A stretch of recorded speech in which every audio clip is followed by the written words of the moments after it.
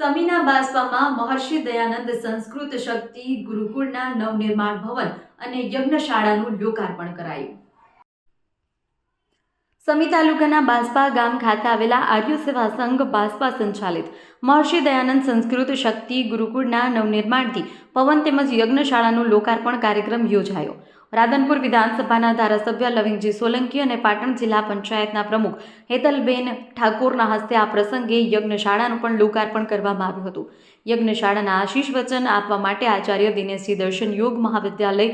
રૂજડ અને આચાર્ય પ્રિયરાજી દર્શન યોગધામ લોકરોડા અને આચાર્ય ચંદ્રરાજી આયુર્વેદિક પ્રવક્તા ગાંધીધામ કચ્છ અને અન્ય મહાનુભાવોની ઉપસ્થિતિની અંદર આ પ્રસંગે મોટી સંખ્યામાં વિદ્યાર્થીઓ, વાલીઓ, બનાસકાંઠા બ્રહ્મ સમાજ અને વડિયાર નાડોદા રાજપૂત સમાજના આગેવાનો અને નાડોદા અજમલભાઈ આર્ય અને કૌશિકભાઈ અજમલભાઈ નાડોદા અને ખેર રમેશભાઈ સહિતના મહાનુભાવો, વિદ્યાર્થીઓ, શાળાનો સ્ટાફ, શિક્ષકો, શાળાના આચાર્ય, સાધુ સંતો અને અન્ય મહાનુભાવોની ઉપસ્થિતિની અંદર ભવ્ય આર્ય સેવા સંઘ બાસ્પા સંચાલિત મહર્ષિ દયાનંદ સંસ્કૃતિ શક્તિ ગુરુકુળના નવનિર્માણ ભવનનું લોકાર્પણ કાર્યક્રમ યોજાયો। આ પ્રસંગે મોટી સંખ્યામાં લોકો ઉપસ્થિત રહ્યા। પાટણ જિલ્લાના સમી તાલુકાના બાસ્પા ગામ ખાતે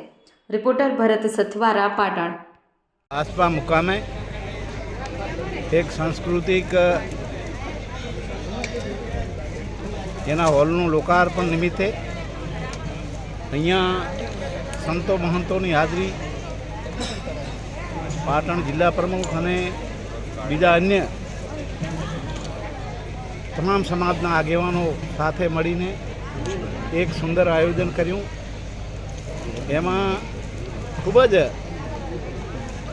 એ બોધપાઠી સાંસ્કૃતિક બાલ આચાર્ય બ્રહ્મચારીઓએ પણ એના સંસ્કૃતનો સ્લોગનથી એ અહીંયા મંત્રો ઉચ્ચાર્યા અને ખરેખર એક આજનો જે આ પ્રોગ્રામ છે એક ઐતિહાસિક પ્રોગ્રામ છે અને એમાંથી પણ આપણે પણ કાંઈક જીવનમાં પ્રેરણા લઈ અને એ જીવનમાં ઉતારવા જેવી આજે ખૂબ જ રહસ્યમય સત્સંગની વાતોથી અને સાથે સાથે આપણા બાળકો એ ખૂબ ભણે ગણે આગળ વધે અને સાંસ્કૃતિક આપણી જે ધરોહર છે એને પણ આગળ વધાવે એ જ વિનંતી એવી આજે ખૂબ આનંદની વાતોથી ખૂબ આભાર। સંચાલિત મહર્ષિ દયાનંદ સંસ્કૃત શક્તિ ગુરુકુળ નવનિર્મિત ભવનનું લોકાર્પણ તેમજ નવીનતમ યજ્ઞશાળાનું આજે શુભારંભ કરવામાં આવ્યો છે અને આ કાર્યક્રમમાં દર્શન યોગધામ લાકરોડા, દર્શન યોગધામ રોજડ અને